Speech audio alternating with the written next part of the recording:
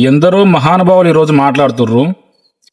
అరే, నాగర్ కర్నూల్లో చిన్న పాప మీద దాడి జరగడం అనేది చాలా బాధాకరమైన విషయం. అది వాణ్ణి వదిలేసి వాని ఊరు వదిలేసి సర్పంచ్ గడ ఆ ఊరికే సర్పంచ్ కదా, అక్కడి వాడే కదా, వాని పట్టి వాని గుడ్డలు ఉడదీసి వాని భూమి గీమి ఉంటే కబ్జాలు పెట్టి పేదోళ్ళకి వంచండి రా వాడు చేసిన పాపానికి. దీంట్లో సీఎం రేవంత్ రెడ్డిని లాగితే ఏమవుతుంది? ఆయన రేవంత్ రెడ్డి అని చెప్పిండా ఆ పిల్లని ఇట్లా చంపేయండి రా వాళ్ళు ఇట్లా గుడికోసరా కుట్ర ఆయన చెప్పిండా? సో అదన్నా బయట పెట్టనుంటే, అదన్నా బయట పెడితే జనాలకు అవగాహన వస్తుంది.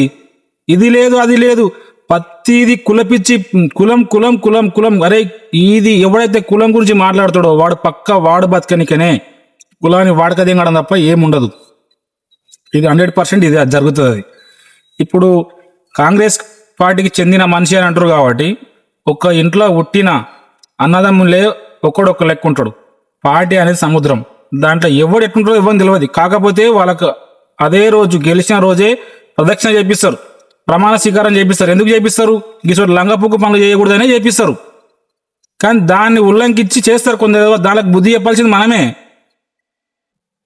అర్థమైందా? కొడుకు తప్పు చేసే తండ్రికి ఎట్లా దెంగులు పడతాయో ఇది కూడా గదే. తండ్రి ఏం చెప్పాడు ఇట్లా ఏం రా అని చెప్పి చేసుకొని బతకాలా, మంచిగా 10 మంది చూసుకోవాలని చెప్పు, అదే చెప్తాడు. కానీ తండ్రి ఎడదెంగాలని చెప్పాడు. ఇప్పుడు తండ్రి స్థానంలో ఉన్నది ఎవరు? రేవంత్ రెడ్డి సీఎం. తప్పు చేసింది ఒకడు, కానీ ఇప్పుడు మాటలు పడుతుంది ఇంకొకడు. ఫస్ట్ ఆలోచించాలా. తీన్మార్ మళ్ళా నా మాటలు ఫస్ట్ నమ్మకండి.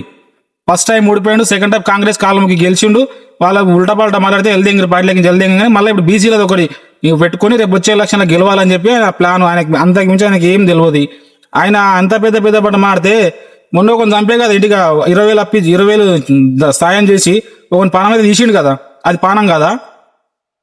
ఫస్ట్ ఎవడైనా మాట్లాడే హక్కు ఉంటే మీరు నిజమైన నాయకులు, నిజమైన పౌరులు అయితే మీరు చేయాల్సింది ఆ చనిపోయిన పాపకు న్యాయం చేయండి.